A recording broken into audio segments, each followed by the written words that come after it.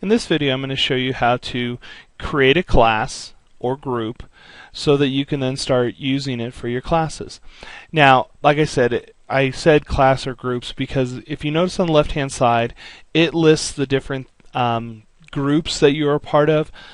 I think of them as classes, so I wish they would have changed this from groups to classes. It just makes it easier terminology, but you create a group for each of your classes. How you do that is we go up to Create, we click on Create, and then you need to put in a group name or a class name. I'm going to use period 4 GTT, and then I'm going to actually be more specific because I start getting a lot of these, and I do archive them, which is keeping them but so they don't show up, just so that I have materials and things like that. I could use the library a little bit more. I'm not familiar with using it as much, but you're better off putting stuff in the library. We'll talk about that at a later time. So I'm going to put S for spring and then 13 for 2013. Then you select your grade level, whichever grade level you are. I actually teach a range. This class actually happens to be only 7th and 8th graders, so I'm going to pick 7th through 8th.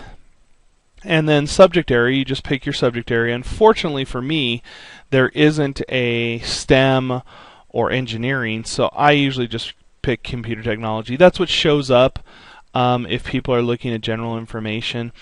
It's not as big of a deal. I mean, I wish, like I said, it said GTT or whatever, but it's in the name. There's some advanced options. Default all new members to read only. I have never used that.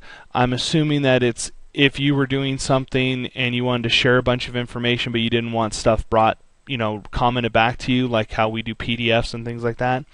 You could do that with default all new members to read only, which means they couldn't comment back, they couldn't do anything, but that kind of defeats the purpose, at least of what I use it for. So I don't leave that one. This semester I am trying out moderating all posts and replies, just so that I can keep more on track of what students are doing, and before it actually goes up on the page I can take a look at it. I may be inundated with this, so I may change this. Usually for the most part all these things can be changed later on. So I have that, and then I'm just going to hit Create.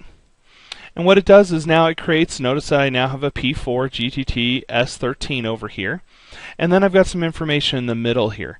This middle part is normally where you will see all of the posts or quizzes or polls or anything like that that you have posted to this group, because I am highlighted on this particular class.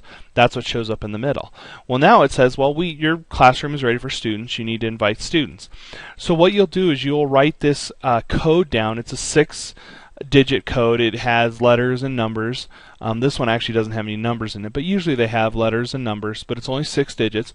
Write that down for each of your classes, and you're going to share that with the class. So like this one I would share with my period 4 class so that they could join it, because they will either, if they have an account, they'll log in normally and then they'll come up here and click join, and then they'll type in the code.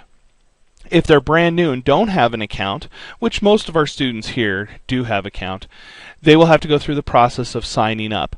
There'll be a video that has that for students, because I've created it for my students to do it. So if you needed to do that, you could have them go through the video, or you could walk them through it also. It's the same as signing in as a teacher, except for they sign in as a student, and they have to have this code instead of a school code, because this code is automatically locked into your group or class, and so it knows that it's part of Galileo School.